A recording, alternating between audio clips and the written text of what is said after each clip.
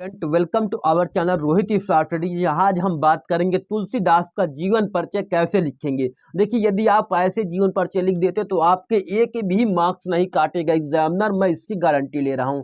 तो चलिए हम स्टार्ट करते हैं। इस वीडियो में देखते हैं कि कक्षा 10 यदि हिंदी की आप तैयारी कर रहे हैं या किसी भी सब्जेक्ट की किसी भी टॉपिक में आपको कोई भी दिक्कत है, कोई भी क्वेरी है, तो आप हमें कमेंट बॉक्स में बताइए और उसका सोल्यूशन आपको 24 घंटे के अंदर ही प्राप्त हो जाएगा। तो चलिए स्टार्ट करते हैं। यहाँ पे प्रश्न नंबर जो आपका 26वां है, उसके का नंबर में आपका पूछा जाएगा। बोर्ड एग्जाम में 26वें प्रश्न के खा नंबर पे आपको ये प्रश्न देखने को मिलेगा, जहां पर आपको जीवन परिचय लिखने के लिए कहा जाएगा। 26वें के का में जो आपका गद्य साहित्य से लिखने के लिए कहा जाएगा, पद्य साहित्य से किसमें कहा जाएगा, 26वें के खा नंबर प्रश्न में। आपको बोर्ड एग्जाम पर भी ऐसे ही देखने को मिलेगा। चलिए यहाँ पर आप देख लेते हैं प्रश्न नंबर क्या है आपका, तुलसीदास का जीवन परिचय। तो प्रश्न कैसे करेंगे, इसको हल करेंगे। सबसे पहले आपको ब्लैक पेन से या ब्लैक स्केच से आपको हेडिंग डालनी है जीवन परिचय। एक तो तुलसीदास तो आप लिख देंगे ऊपर से, और ऊपर से लिखने के बाद आपको लिखना है यहाँ पर जीवन परिचय। जीवन परिचय में क्या लिखना है, गोस्वामी तुलसीदास जी का जन्म। गोस्वामी तुलसीदास जी का, देखिए जो ब्लैक ब्लैक लिखा उसको सही कर देना है, आपका पूरा का पूरा अंक आपके नाम हो जाएगा। ठीक, केवल ब्लैक वाले को ध्यान देना है कि उनको याद हो गया तो आप पूरा तरीके से लिख पाएंगे। गोस्वामी तुलसीदास जी का जन्म सन 1532 ईस्वी में बांदा जिले के राजापुर नामक ग्राम में हुआ था। देखिए ये जो ग्राम है हमारे फतेहपुर से बिल्कुल साइड में पड़ता है। तो बांदा जिले के राजापुर नामक गांव में हुआ था। शायद यहाँ से हमारे यहाँ से केवल 30 से 40 किलोमीटर की रेंज में है। कितने किलोमीटर, 30 किलोमीटर की रेंज में है। हम यहाँ पर कई बार भी घूम चुके हैं। तो यहाँ पे बांदा जिले के राजापुर नामक ग्राम में हुआ था। कुछ विद्वान जो है इनका जन्म कहाँ बताते हैं, एटा जिले के सोरो नामक ग्राम में मानते हैं। मतलब कुछ विद्वान कहते हैं कि इनका जन्म कहाँ हुआ था, एटा जिले के सोरो नामक ग्राम में होता, जबकि ओरिजिनलिटी यही है कि वहाँ उनका अभी भी परिवार जो है वहाँ पे चल रहा है आगे। मतलब उनका जो कुल था अभी भी वहाँ पर है, कहाँ पर, राजापुर में।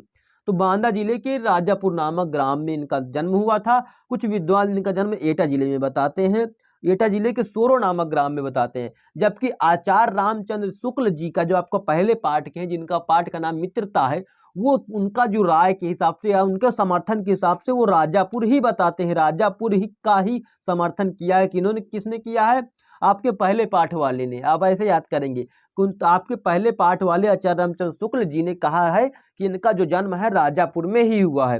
तुलसी सरयू ब्राह्मण थे। ये क्या थे, ये तुलसी सरयू पारीण ब्राह्मण थे। मतलब कौन से, सरयू पारीण, मतलब ये तुलसी सरयू परीण ब्राह्मण थे। ये शायद कुछ नहीं मुझे पता इसके बारे में, पर तुलसी सरयू परीण ब्राह्मण थे। ये तुलसी सरयू प्रमीण ब्राह्मण थे। इनके पिता आत्मा राम दुबे तथा इनकी माता जो हुलसी ने अभुक्त मूल नक्षत्र में उत्पन्न होने के कारण इन्हें त्याग दिया। देखिए इनका जो है नक्षत्र था वो अभुक्त था, और क्या था, मूल नक्षत्र से उत्पन्न होने के कारण इनको क्या कर दिया, इनके पिता आत्माराम दुबे और माता हुलसी ने इनको त्याग दिया था। इनका बचपन अनेकों अनेक आपदाओं के मध्य व्यतीत किया। इनका जो जन्म है, मतलब इन्होंने त्याग दिया था, और इनका बचपन अनेक आपदाओं के मध्य व्यतीत किया। इन्होंने अपना जन्म, सौभाग्य से इनको बाबा नरसिम्हा दास जैसे गुरु का वरद हस्त प्राप्त हो गया। मतलब उनका वरदान से रूपी जो हाथ है उनको प्राप्त हो गया उनके सर पर। किनका, नरसिम्हा मतलब बाबा नरहरिदास जी का। ठीक, सौभाग्य से इनका जो जन्म है, मतलब इनका मिलन जो हो किनसे होगा, कौन से गुरु से हो गया, बाबा नरहरिदास जी से। इनके गुरु का नाम क्या था, बाबा नरहरिदास जी। ठीक, ये भी आपको इंपॉर्टेंट पॉइंट में लिख देना है।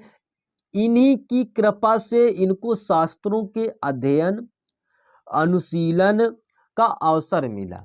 इन्हीं की कृपा से क्या करें, ये शास्त्रों का क्या किए, अध्ययन भी किए, अनुशीलन भी किए। इनका अवसर इनको मिला किनकी कृपा से, नरहरिदास जी के। बाबा नरहरिदास इनके जो गुरु थे उनके हिसाब से मिला था, उनके वजह से मिला, उन्हीं के साथ से मिला, उनकी कृपा से मिला। स्वामी जी के साथ ही ये काशी आए थे, मतलब स्वामी जी के साथ ये क्या अपने स्वामी जी के साथ क्या आए थे, काशी आए थे, जहाँ पर परम विद्वान महात्मा शेष सनातन जी से इन्होंने वेदांग दर्शन इतिहास पुराण आदि का निशार्थ कर दिया। मतलब इन्होंने इसका ज्ञान प्राप्त किया किसका, किनके साथ, परम, जहाँ पर परम विद्वान, ये कहाँ गए थे, काशी गए थे। काशी तो आप जानते होंगे वाराणसी, वाराणसी में कहाँ क्या किया इन्होंने, तो वहां पे इन्होंने क्या किया, जहां पर परम विद्वान महात्मा शेष सनातन जी से इन्होंने वेदांग और दर्शन और इतिहास पुराण आदि का निषेध ज्ञान प्राप्त कर लिया। ठीक, वहां पे क्या किया, तुलसी का विवाह दीनबंधु पाठक की सुंदर और विदुषी कन्या रत्नावली से हुआ था। इन्हें इन्हें अपनी रूपवती पत्नी से अत्यधिक प्रेम था।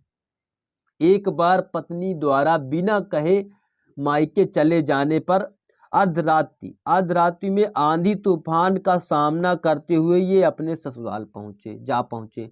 देखिए इतना ज्यादा मोह था इनको, पर ये समय के लिए कुछ समय तक आपको छोड़ना पड़ेगा, फिर अपनी राधा को आपको छोड़ के जरूर से आपके रण में आना पड़ेगा, ये तो बिल्कुल निश्चय बात है। देखिए यहाँ पर भी आपको मोड़ आने वाला है कहानी में थोड़ा सा। तो ये क्या थे, बहुत ज्यादा, मतलब उनका विवाह तो हो गया कि इनके साथ, रत्नावली के साथ, ये अपनी रूपवती पत्नी मतलब रत्नावली को अत्यधिक प्रेम करते थे। ये एक बार मतलब बिना इनसे कहे क्या मायके चली गई, तो ये अर्धरात्रि को आंधी तूफान से लड़ते हुए कहाँ पहुंच गए, ससुराल पहुंच गए अपने। इस पर पत्नी ने इनकी भर्त्सना की, मतलब उन्होंने कुछ कहा। अस्ति चर्मय देह मम तामे ऐसी प्रीत, तैसी जो राम श्री राम मह होती न भव तव भव भीत। मतलब अस्थि चर्ममय देह मम, जब एक मतलब ऐसी अस्थि हड्डी और चर्म मतलब खाल जो आपकी होती त्वचा है, इस देह को देखकर आप इतना मतलब मोहित हो गए हैं। तामे ऐसी प्रीत, मतलब उसमें ऐसी प्रीत हो गई है, यदि इतनी सी मतलब थोड़ी ही भी प्रीत आप श्री राम से कर लेते, मम श्री राम प्रभु श्री राम से कर लेते, तो होत न ताव भाव भीत, मतलब आपको किसी भी प्रकार का भय नहीं होता, किसी भी प्रकार का ये मतलब मोह नहीं होता। यदि आप यह मोह किसके साथ कर लेते, श्री राम के साथ कर लेते, तो आज आप उनको पा भी जाते। ठीक, तो ये बात सुनकर क्या हुआ, अपनी पत्नी की फटकार से तुलसी को वैराग्य हो गया। वैराग्य तो सबको हो जाता है कुछ समय के लिए, पर उससे जरूर बाहर निकलना चाहिए आपको। अनेक तीर्थों पर भ्रमण करते हुए राम के पवित्र चरणों का गायन करने लगे, पवित्र चरित्रों का गायन करने लगे, मतलब राम के चरित्रों का गायन करने लगे। काशी के अस्सी घाट में, कहाँ पे, अस्सी घाट में, घाट पर 1623 ईस्वी में इनका पार्थिविक लीला का संवरण हुआ। इनकी मृत्यु के संबंध में निम्नलिखित दोहा, मतलब इनका जो लीला थी वो उनका अंत हुआ, इनके संबंध में निम्नलिखित में से दोहा एक मतलब रचित किया गया है। संवत 1680 अस्सी गंग के तीर, श्रवण शुक्ल सप्तमी, तुलसी की त्यज शरीर, मतलब तुलसी ने शरीर को त्याग दिया, कब त्याग दिया, 1600 मतलब सप्तमी, श्रवण शुक्ला सप्तमी, तुलसी त्यज शरीर, 16 संवत 1680 संवत में 80 गंग के तीर, मतलब 80 गंगा मतलब 80 की गंगा के घाट के पर, ठीक, उसमें कब, 1623 ईस्वी में, जबकि संवत में क्या 1680 है। ठीक, तो अब इनकी प्रमुख कृतियों के बारे में एक कृति आपको लिखनी पड़ेगी, एक कृति के लिए आपको 1 अंक दिया जाएगा और आपको जीवन परिचय लिखने के लिए 4 अंक दिए जाएंगे। तो इस प्रकार 5 अंक आपके यहाँ पर होंगे। तो यहाँ पर आपको मैं 3 से 4 आपको बता देता हूँ। सबसे पहले इनकी बहुत ही प्यारी जो आपकी इनकी रचना है, कृतियाँ हैं, उनमें श्री रामचरित्र मानस आती है। दूसरे नंबर पर विनय पत्रिका को इन्होंने ही रचा है, और कवितावली भी इन्हीं की रचना है, और क्या है, गीतावली भी इन्हीं की रचना है। ये बेहद इंपॉर्टेंट, मैं इन्हें इसको मानता हूँ कि ये भी पूछ लेता है कभी कभी आपके एग्जामों में। ठीक, तो आपको इन सभी को कंस्ट्रक्ट करके लिख लेना है, और आशा करता हूँ ये वीडियो बहुत अच्छी लगी होगी। चलिए कमेंट बॉक्स में बताइए कैसी लगी है वीडियो। चलिए मिलते हैं नेक्स्ट वीडियो में, तब तक के लिए जय हिंद जय भारत। अगर किसी भी कोई भी मतलब टॉपिक में कोई भी दिक्कत हो तो आप हमें कमेंट बॉक्स में बता सकते हैं, और 24 घंटे के अंदर अंदर आपको उस चीज़ का सलूशन जरूर एक वीडियो के जरिए मिल जाएगा। चलिए मिलते हैं नेक्स्ट वीडियो में, तब तक के लिए जय हिंद जय भारत।